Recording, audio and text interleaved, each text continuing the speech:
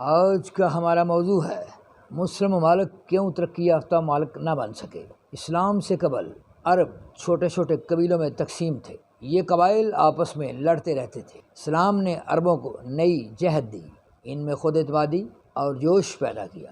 حضرت محمد صلی اللہ علیہ وآلہ وسلم کو اپنے آپ پر بہت اعتماد تھا۔ یہی ایمان اور خود اعتمادی انہوں نے اپنی قوم کو دی۔ ریگستان کے ان لوگوں نے کوئی حیثیت نہیں تھی۔ اس وقت کی تقریباً آدھی دنیا پر اپنا پرچم لہرا دیا۔ اسلام نے اخوت کا درس دیا، یعنی مسلمانوں کو کہا کہ وہ آپس میں بھائی بھائی ہیں۔ ذات، برادری اور قبائل کو ختم کیا۔ اس طرح ایک حد تک جمہوریت لاگو کی۔ وفات مسیح علیہ السلام کے 600 برس بعد عرب نے یروشلم پر قبضہ کیا۔ 1095 میں صلیبی جنگوں کی ابتدا ہوئی اور کوئی 150 برس تک عیسائیت اور اسلام کی صلیب اور حلال کے درمیان کشمکش جاری رہی۔ ان صلیبی جنگوں کو کروانے میں اہم کردار پطرس راہب کا تھا۔ اس نے پاپائے روم اور مجلس کلیسا کو متاثر کیا کہ بیت المقدس پر حق صرف عیسائی مذہب کا ہے۔ ماہرین معاشیات کے مطابق ان صلیبی جنگوں کی اہم وجہ خالص تجارتی راستے تھے۔ تمام کاروباری طبقہ، بالخصوص وینس اور جینوا کی بندرگاہوں کے تاجر اس حق میں تھے، کیونکہ سلجوقی ترکوں نے ان کے مشرق کی طرف کے تجارتی راستے بند کر دیے تھے، جس کی وجہ سے ان کی تجارت کو سخت نقصان پہنچ رہا تھا۔ عیسائیوں کی صلیبی جنگیں زیادہ تر سلجوقی مسلمانوں سے ہوئی ہیں۔ سلطان صلاح الدین ایوبی مصر نے صلیبی جنگوں میں بڑی شہرت حاصل کی، کیونکہ اس نے 70 برس بعد عیسائیوں سے بیت المقدس چھین لیا تھا۔ صلاح الدین ایوبی نے صلیبی جنگ کے دوران بھی بہت سے کالج اور ہسپتال کھولے۔ تقریباً 1200 برس تک مسلمانوں کا بیت المقدس پر قبضہ رہا، حتیٰ کہ 1918 میں پہلی جنگ عظیم کے آخر میں ایک انگریز جرنیل نے ترکوں سے اسے چھین لیا۔ صلیبی جنگیں بے شک مسلمانوں نے جیت لیں، لیکن وہ اپنے اندر اتحاد قائم نہ رکھ سکے۔ تعلیم سے دوری اور جگیردار نظام نے ان کی سلطنت کی جڑیں کھوکھلی کر دیں اور ان کو تقسیم کر دیا۔ پچھلے 300 سالوں سے مسلمان زوال کا شکار ہیں۔ مسلمان کیوں ترقی یافتہ ممالک نہ بن سکے؟ اس کی کچھ وجوہات ہیں۔ سلطنت عثمانیہ اور مغرب کی جب کشمکش جاری تھی تو مغرب نے اندازہ لگایا کہ سلطنت عثمانیہ کو ختم کرنا اس وقت تک ممکن نہیں جب تک مسلمانوں میں پھوٹ نہ ڈال دی جائے۔ مسلمانوں میں پھوٹ ڈالنے اور سلطنت عثمانیہ کو ختم کرنے کے لیے ٹی.ایم. لارس کو تیار کیا گیا، جس نے خاص طور پر صلیبی جنگوں پر تحقیق کی۔ اس نے 20ویں صدی کے شروع میں عربوں کو متحد کیا اور سلطنت عثمانیہ کے خلاف لڑوا دیا۔ اس نے عربوں میں عربزم جگایا۔ جب عرب سلطنت عثمانیہ سے علیحدہ ہو گئے تو پھر انہیں دوبارہ تقسیم کر دیا اور ان کی آپس میں جنگیں کروا دیں۔ اس طرح مغرب نے کمزور عرب ریاستوں کی بنیاد رکھی۔ عربوں اور مسلمانوں کو مزید کمزور کرنے کے لیے اسرائیل ریاست کو قائم کیا۔ بعد ازاں مغرب نے مسلمانوں کو روس کے خلاف استعمال کیا، جسے افغان روس جنگ کا نام دیا۔ اس جنگ میں روس کو شکست دے دی تو پھر افغان مسلمانوں کو تقسیم کیا اور آپس میں لڑوا دیا، جو کہ اب تک لڑائی جاری ہے۔ مسلمانوں کو استعمال کرنا مغرب والوں کا آزمودہ ہنر ہے۔ جتنی دیر تک مسلمان متحد نہیں ہوں گے اتنی دیر تک ان کا استعمال ہوتا رہے گا۔ بیشتر اسلامی ممالک میں آمریت ہے، کہیں فوجی آمریت ہے اور کہیں شاہی خاندانوں کی آمریت۔ زیادہ تر آمر مغربی ممالک میں اپنی رقم جمع کرواتے ہیں، کیونکہ وہ سمجھتے ہیں مغرب کی حمایت سے ہی وہ حکمران رہ سکتے ہیں۔ جمہوریت نہ ہونے کی وجہ سے فکری آزادی نہ ہونے کے برابر ہے۔ آمروں کی کوشش ہوتی ہے کہ تعلیم اور سچائی عام نہ ہو، کیونکہ اس سے آمریت کو خطرہ ہے۔ عراق اور مغربی اتحادی ممالک کی جنگ پر زیادہ تر جلوس مغرب میں ہی نکالے گئے، کیونکہ مغرب میں جمہوریت ہے، جبکہ اسلامی ممالک کے زیادہ تر سیاستدان آمروں کے ہی ایجنٹ ہیں۔ اس لیے جعلی سیاستدانوں نے عراق کی حمایت میں کوئی بڑا جلوس نہیں نکالا۔ ظاہری طور پر مغرب کا دعویٰ ہے کہ وہ جمہوریت کی حمایت کرتے ہیں، لیکن اصل حقیقت اس کے برعکس ہے۔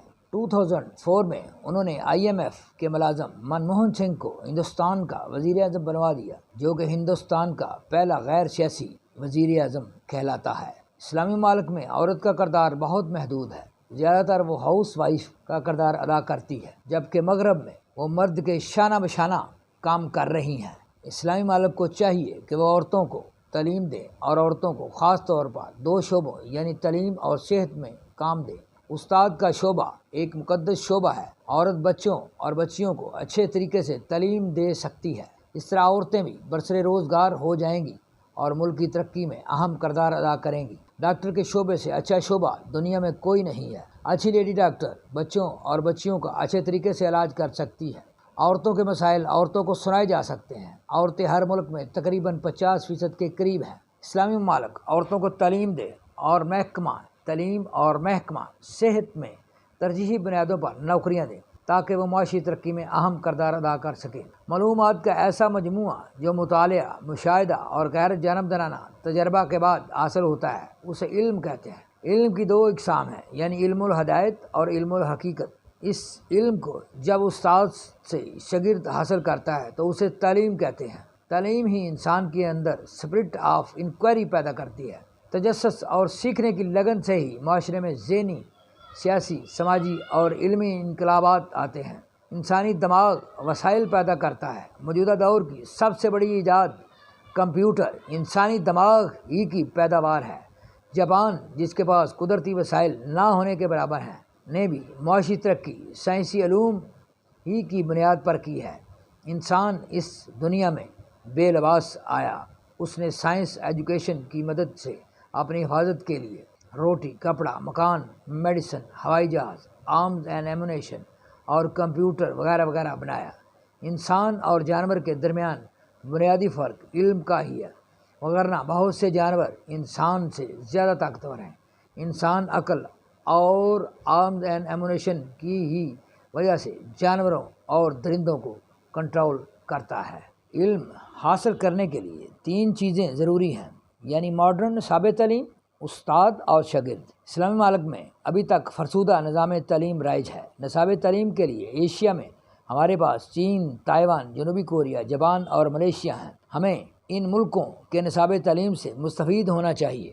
موجودہ دور کے اعلیٰ علوم میں نیوکلیئر فزکس، میڈیسن، میٹلرجی اور کمپیوٹر مینوفیکچرنگ وغیرہ کے علوم ہیں۔ ان مضامین میں ڈاکٹریٹ کرنے والے سب سے زیادہ طالب علم امریکہ کے پاس ہیں۔ اس کے بعد دوسرے نمبر پر ڈاکٹریٹ کرنے والے چائنا کے طالب علم ہیں، جبکہ اسلامی ممالک میں زیادہ تر ڈاکٹریٹ طالب علم آرٹس کے علوم میں کر رہے ہیں۔ ضرورت ہے کہ ہر اسلامی ملک میں زیادہ سے زیادہ تحقیقاتی ادارے، سائنس لیبارٹریز اور سائنس ایجوکیشن کے ادارے بنائے جائیں۔ ترقی پذیر ممالک اور ترقی یافتہ ممالک میں بنیادی فرق سائنس ایجوکیشن کا ہی ہے۔ سائنس اور ٹیکنالوجی میں ہی معاشی ترقی کا راز مضمر ہے۔ اس وقت دنیا کی کل آبادی تقریباً 8 ارب انسانوں پر مشتمل ہے۔ 57 اسلامی ممالک کے مسلمانوں کی آبادی 1 ارب 80 کروڑ ہے۔ آبادی اور رقبہ کے لحاظ سے مسلمانوں کو بہت زیادہ اہمیت ہے، جبکہ مسلمان آبادی اور رقبہ کا صحیح استعمال نہیں کر رہے ہیں۔ یورپ نے اپنی آبادی کا مناسب استعمال کیا، براعظم آسٹریلیا اور براعظم امریکہ پر قبضہ کیا۔ اسی عمل سے انہوں نے اپنے وسائل اور طاقت میں اضافہ کیا۔ اس کے برعکس مغربی ممالک نے مسلمانوں کو جنگوں میں الجھائے رکھا، جیسا کہ عرب اسرائیل جنگ، ایران عراق جنگ، عراق کویت جنگ، افغانستان روس جنگ وغیرہ وغیرہ۔ ان جنگوں میں لاکھوں مسلمان شہید ہوئے اور کروڑوں ڈالر ضائع ہوئے۔ اب بھی مسئلہ افغانستان، مسئلہ کشمیر، مسئلہ چیچنیا، مسئلہ فلسطین، مسئلہ بوسنیا وغیرہ پر مسلمانوں کے انسانی وسائل اور قدرتی وسائل ضائع ہو رہے ہیں۔ یہ مسائل سبھی مسلمانوں کو یورپ نے ہی دیے ہیں۔ ضرورت ہے کہ جامع لاہ عمل تیار کیا جائے تاکہ انسانی وسائل اور قدرتی وسائل کا مثبت استعمال کیا جائے۔ تیل اور گیس کے وسیع ذخائر اس وقت اسلامی ممالک کے پاس ہیں، جس پر عالمی طاقتوں کی نظر ہے۔ سب سے پہلے ایران نے تیل کی آزادی کے لیے وزیر اعظم ایران ڈاکٹر مصدق کی قیادت میں آواز بلند کی۔ ڈاکٹر مصدق کو امریکہ اور برطانیہ کی سازش سے شاہ ایران نے حکومت سے محروم کر دیا۔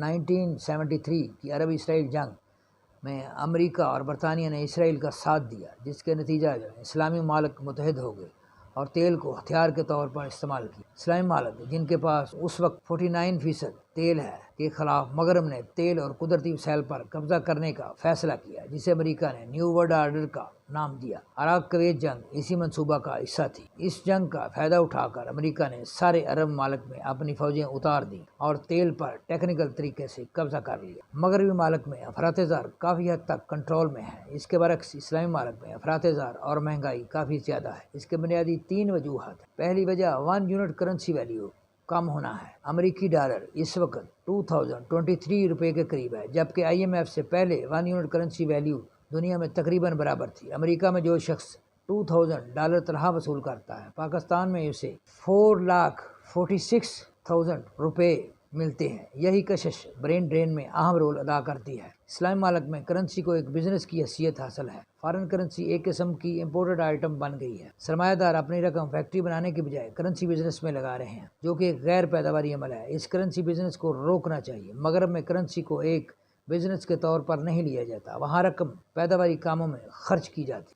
مہنگائی کی دوسری اہم وجہ ملٹی نیشنل کمپنیاں ہیں۔ وہ اپنی مرضی سے اشیاء کی قیمت مقرر کرتی ہیں، کیونکہ سرمایہ داری نظام میں قیمتوں کا نظام طلب و رسد کے متحد ہے۔ 500 کے قریب ملٹی نیشنل کمپنیاں اسلامی معیشت پر چھائی ہوئی ہیں۔ ضرورت ہے کہ اسلامی ملٹی نیشنل کمپنیاں بنائی جائیں۔ مہنگائی کی تیسری بڑی وجہ امپورٹڈ اشیاء ہے۔ مغرب جدید اشیاء کے نام پر اسلامی ممالک کو انتہائی مہنگی اشیاء فروخت کر رہا ہے۔ ضرورت ہے کہ مقامی اشیاء کو اہمیت دی جائے اور امپورٹڈ اشیاء کی حوصلہ شکنی کی جائے۔ زیادہ تر اسلامی ممالک مغرب کی کالونی رہے ہیں۔ ان ممالک میں انڈسٹریل کلچر کو فروغ نہیں ہونے دیا گیا۔ سائنس ایجوکیشن ہی انڈسٹری کی بنیاد ہے۔ سائنسدان نظریہ پیش کرتا ہے، استاد اس نظریے کو شاگرد تک پہنچاتا ہے۔ صنعت کار ان شاگردوں یعنی انجینئروں سے کام لے کر مصنوعات تیار کرتا ہے۔ اس طرح سائنس تھیوری عملی شکل میں مارکیٹ میں آ جاتی ہے۔ یعنی دولت حاصل کرنے میں سب سے بڑا ہاتھ سائنسدان کا ہے۔ ابھی تک انڈسٹریل کلچر اسلامی ممالک میں پیدا نہ ہونے کی وجہ سائنس ایجوکیشن سے دوری ہے۔ چائنا اور جاپان کی ترقی کرنے کی دوسری اہم وجہ مشین میکنگ انڈسٹری ہے۔ کوئی بھی چیز تیار ہوتی ہے وہ مشین پر ہوتی ہے۔ جب بھی مغرب نے کوئی شے ایجاد کی، چائنا اور جاپان نے اس مشین کا ماڈل کسی نہ کسی طریقے سے حاصل کر لیا اور 2 سال کے اندر اندر وہ شے خود تیار کر لی۔ پاکستان میں مشین میکنگ انڈسٹری کے ساتھ زیادتی ہو رہی ہے، کیونکہ ابھی تک مشین میکنگ انڈسٹری کو مناسب کسٹمر بیس نہیں مل رہا ہے۔ مشین میکنگ انڈسٹری کو زیادہ سے زیادہ سہولتیں دینے کی ضرورت ہے۔ انڈسٹریل کلچر پیدا کرنے میں جاگیردارانہ نظام، برین ڈرین، ملٹی نیشنل کمپنیاں، پیچیدہ ٹیکس سسٹم، مہنگی یوٹیلیٹی سروسز رکاوٹ ہیں۔ بیان کردہ رکاوٹیں دور ہو جائیں تو اسلامی ممالک زراعت میں خود کفیل ہو جائیں۔ دوسری جنگ عظیم ختم ہونے کے بعد امریکہ نے ترقی پذیر ممالک کی معیشت، سیاست اور خارجہ پالیسی پر کنٹرول کرنے کا پروگرام بنایا۔ اس پروگرام کے تحت امریکہ نے جنگ کیے بغیر اسلامی ممالک کے وسائل پر قبضہ کر لیا۔ اس منصوبے کا خالق امریکی جنرل، سیاستدان اور وزیر خارجہ جارج مارشل تھا۔ اس منصوبہ کو مارشل پلان کا نام دیا گیا۔ اسی مارشل کو بعد ازاں نوبل انعام دیا گیا۔ مارشل کے اس منصوبے کو بیرونی امداد کا نام دیا گیا۔ اس امداد کی کچھ شرائط یہ ہیں، مثلاً قیمتوں میں چھوٹ کا خاتمہ، یوٹیلیٹی سروسز کا مہنگا کرنا، درآمدات پر کسٹم ڈیوٹی میں کمی، قیمتوں پر کنٹرول کا خاتمہ، روپے کی قدر و قیمت میں کمی، ٹریڈ یونین پر کنٹرول، اہم ڈپارٹمنٹس کے ہیڈ آفسز میں مغربی نمائندوں کا تعین، ملٹی نیشنل کمپنیوں کو سہولت دینا، اشیاء کی خریداری بین الممالک سے کرنا اور فارن کرنسی میں تجارت وغیرہ وغیرہ۔ ان شرائط کی وجہ سے اسلامی ممالک کو جو ایڈ ملی وہ ایڈز کی صورت اختیار کر گئی۔ مارشل پلان اسلامی ممالک کے لیے مارشل لا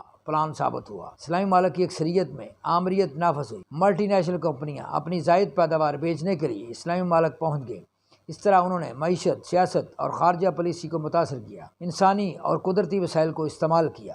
بیرونی امداد سے بچنا ہی بہادری ہے، کیونکہ خدا ان کی مدد کرتا ہے جو اپنی مدد آپ کرتے ہیں۔ مس پلاننگ نے اسلامی ممالک کو بہت نقصان پہنچایا۔ اسلامی ممالک نے جدید اسکول، کالج، یونیورسٹیاں اور فیکٹریاں اور ہسپتال بنانے کے بجائے بڑی بڑی عمارتیں، airport, sea port, sports centre قائم کیے۔ اسلامی ممالک کے حکمرانوں کی ترجیحات سمجھ سے بالاتر ہیں۔ پاکستان میں مختلف منصوبوں پر رقم ضائع کی گئی، یعنی تعلیم بالغاں اور نئی روشنی اسکول وغیرہ وغیرہ۔ چائنا میں 22,000 کے قریب ڈیم ہیں، جبکہ پاکستان میں ابھی تک تقریباً 70 سال سے کالاباغ ڈیم کا فیصلہ نہیں ہو سکا ہے۔ ضرورت ہے کہ ہر ڈویژن کا اپنا ڈیم بنایا جائے اور ہر ڈویژن میں سولر انرجی کے پارکس بنائے جائیں تاکہ بجلی سستی ہو، انڈسٹری کو سہولت ملے، روزگار ملے اور ملک معاشی ترقی کرے۔ اسلامی ممالک کے پاس رول ماڈل کے لیے یورپی یونین ہے، جسے یورو لینڈ اور یورو یونین بھی کہتے ہیں۔ مسلم دانشور اسے کرسچن کلب کا نام دیتے ہیں۔ اس کی سب سے بڑی مثال ترکی کو یورپ میں شامل نہ کرنا ہے۔ یورپی یونین کی جو خوبیاں